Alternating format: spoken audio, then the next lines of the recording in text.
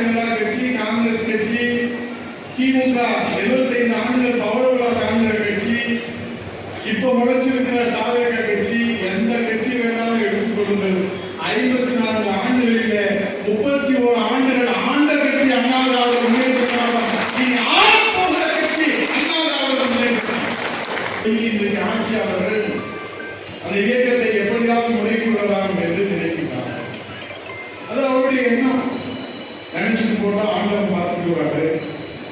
ஆனா இன்றைக்கு என் அருமை தம்பி பரமசு அவர்கள் அற்புதமாக நான் சென்றத்தில் இருக்கிற மாவட்ட செயலாளர், மாநில செயலாளர் புரட்சி தலைவர் ஐயா எடப்பாடியாருக்கு என்ன குறை கண்டீர்கள்? 4 ஆண்டு காலம் இந்த அன்னை தமிழகத்திலே முதலமைச்சராக இருந்தார் என்று நாம் சொல்லிவிட முடியாது. 4 ஆண்டு காலம் இந்த அன்னை தமிழகத்தை இந்திய திருநாட்டிலே முதன்மை மாநிலமாக உருவாக்கினார். கருணாநிதி மகேஷ் ஸ்டாலின் மிகப்பெரிய அரசியல் பின்புலம். 5 ஆண்டுகள் மெஜாரிட்டி ஆட்சி, 32 கட்சி கூட்டணி. சட்டமன்றத்தில் எங்க அண்ணன் கேட்பாரு, ஒரு மருத்துவக் கல்லூரி கொண்டு முடியாதான்? 11 மருத்துவக் கல்லூரியை இந்த அன்னை தமிழகத்திற்கு ஒரு சாமானிய முதல்வராக சாதித்து காட்டிய முதலமைச்சர் புரட்சி தலைவர் ஐயா எடப்பாடி. திண்டுக்கல் மாவட்டத்தில் அடிக்கல் நாட்டு விழா மாநாடு போல அந்த வந்திருந்தவங்க ஓட்டு போட்டுருந்தா கூட நாங்க ஜெயிச்சிருப்போம். எங்க அண்ணன் ஜெயிச்சிருப்பாரு, பாலூர் ஜெயிச்சிருப்பாரு, தேர்தல் ஜெயிச்சிருப்பாரு. வர்றாங்க, நம்ம தானே, நம்ம ஆஸ்பத்திரி தானே. 6 புதிய மாவட்டங்கள் புரட்சி தலைவர் ஐயா எடப்பாடி அவர்கள் 5 வருஷம் இந்த பிரிக்கிறோம் அந்த பிரிக்கிறோம். நாங்க ஒரு மாவட்டத்தை பிரிக்கல, ஒரு மாவட்டத்தை உருவாக்கு. பரமசு சொன்னாரு 2000 அம்மா மினி கிளினிக். அவர் டாக்டர் தானே, அது அக்கறையோட சொல்றாங்க. கிராமத்துல வயசான பாட்டி தாத்தா அவங்க எல்லாம் ஒரு தலைவலி ஒரு காய்ச்சல்னா நம்ம உடனே ஆரம்பிச்சு போக முடியாது. அங்க பக்கத்துல இருக்கிற அம்மா கிளினிக்கு ஒரு டாக்டர் ஒரு நர்ஸ் பேரனை கூப்பிட்டா வரமாட்டான், பேட்டியை கூப்பிட்டா வரமாட்டான். ஏன்னா அதை ரீல்ஸ்ல மூழ்கி போய் கிடைக்கிறான். ஆனா ஒரு தலைவலி இருக்குது, உடனே பக்கத்துல இருக்கிற போய் இது எடப்பாடி திறந்து வைத்த அம்மா கிளினிக்கு, எனக்கு காய்ச்சல் எனக்கு தலைவலின்னு சொன்னா அந்த இடத்துல தீர்வு காண்கின்ற 2000 அம்மா மினி கிளினிக்கு அற்புத திட்டமாக அந்த முதலமைச்சர் புரட்சி தலைவர் ஐயா எடப்பாடி.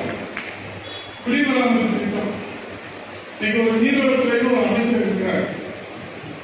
அவருக்கு பேசுவது தமிழ் பேசுறது தமிழ்நாட்டுடைய சாமர்த்தியம்.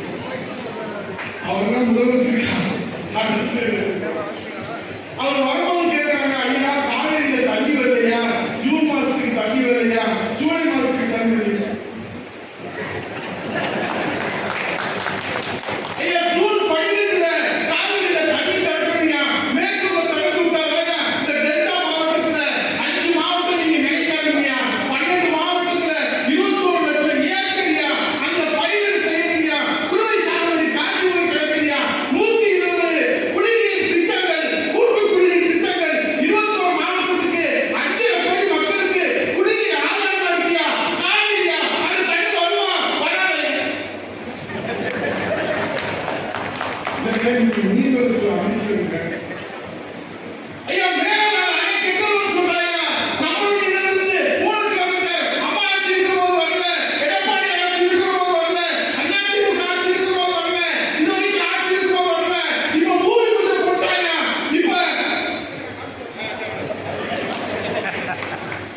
பக்கத்துல இருக்கிறாங்க. இவங்க எதுக்கு கேள்வி கேட்டுட்டே இருக்காங்க? எனக்கு என்ன வேலை கொடுத்துருக்காரு முதல்வர் விஜய்?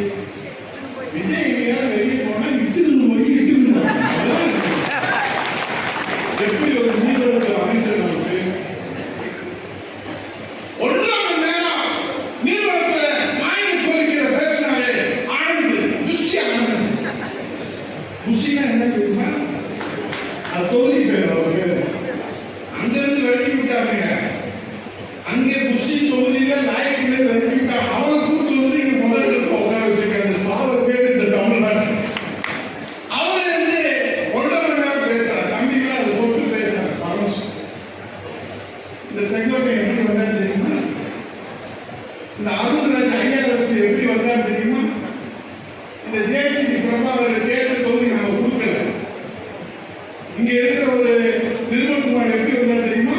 ஆதவர்ஷன் எப்படி வந்தாரு தெரியுமா? சரி, என்ன சொல்ல வர, காலையில தண்ணி வந்து அதை சொல்றாங்கன்னா இவர் எப்படி வந்தாரு, இவருக்கு எப்படி இதெல்லாம் பொதுக்குழுல போய் பொதுக்கூட்டத்தில் பேசுறாங்க, சட்டமன்றத்தில் பேசுறாங்க. இதை பார்த்துக்கிட்டு நம்மளால சும்மா இருக்காங்க. இதை நம்ம என்ன சொல்றது? அவர் சொல்றாரு, ஐயா எங்களுக்கு பேசுறதுக்கு இப்ப தயாரா வாய்ப்பு.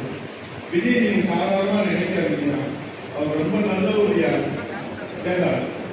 ஏற்கனவே நீங்க அவர் புகழ் பாடி சட்டமன்றத்தை பாட்டு மன்றமா புகழ் மன்றமா